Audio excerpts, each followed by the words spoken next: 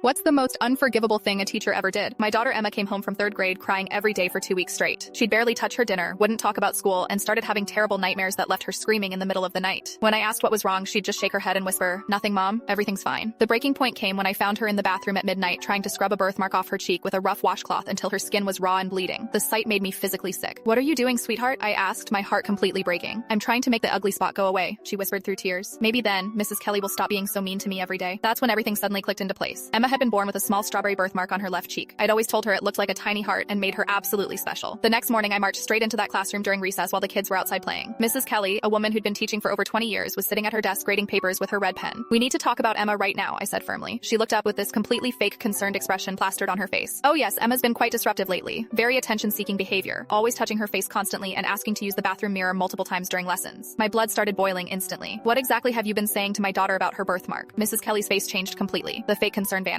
"Well, I simply suggested she might want to consider covering it up with makeup or something. It's quite distracting during my lessons. The other children constantly stare at it, and it seriously disrupts the entire learning environment." I couldn't believe the words coming out of this woman's mouth. "You told an 8-year-old child to cover up a birthmark?" "Look," she said, leaning back in her chair with attitude, "I'm trying to help her succeed in life. In the real world, appearance absolutely matters. I'm preparing her for reality. That mark is going to hold her back significantly if she doesn't learn to manage it properly now." That's when she opened her desk drawer and pulled out a makeup compact. I've been letting her use this during lunch periods to practice covering it up. She needs to learn these important life skills early. I was literally shaking with pure rage. "You gave my 8-year-old daughter makeup to hide a birthmark? Are you completely insane?" Mrs. Kelly stood up defensively, crossing her arms. "I'm an experienced educator with decades of classroom experience. I know what's genuinely best for these children. That birthmark makes her stand out in all the wrong ways. I'm teaching her valuable lessons about how to fit into society." I grabbed that makeup compact and threw it directly into the trash can. "You're teaching her to be ashamed of herself. You're systematically destroying a child's self-esteem because of your own twisted, horrible ideas about beauty standards. Don't you dare lecture me about education," she snapped back angrily. "I've seen hundreds of kids come through this classroom over the years. The pretty ones always succeed in life. The different ones constantly struggle and fail. I'm giving her practical tools to succeed." That same afternoon, I was sitting in the principal's office with a thick folder full of documentation. Turns out Emma's teacher had been systematically bullying multiple children with any visible differences. A boy with a hearing aid was repeatedly told he looked like a broken robot. A girl with a leg brace was forced to sit in the very back row so she wouldn't distract the normal children. The principal's face went completely white as I showed him photos of Emma's raw, scraped cheek from desperately trying to remove her birthmark with anything she could find. "Mrs. Kelly has been with our school district for 20 years, he stammered nervously. "This absolutely must be some kind of misunderstanding." "Then let's call Emma down here right now and ask her directly," I demanded. When Emma finally arrived, she could barely whisper her answers, but every single word was completely damning. Yes, Mrs. Kelly said her face was distracting to other students. Yes, she was given makeup to hide her birthmark daily. Yes, other kids were specifically told not to stare at the weird mark on her face. Mrs. Kelly was fired that exact same day. The school district eventually paid for all of Emma's therapy sessions, but the psychological damage was already completely done. It took many months of intensive counseling for Emma to stop trying to hide her beautiful birthmark with her hair or hands. 3 years later, Emma is absolutely thriving. She loves her birthmark again and proudly tells people it's her special heart. But I'll never forgive that evil teacher for trying to convince my precious daughter she was something to be deeply ashamed of.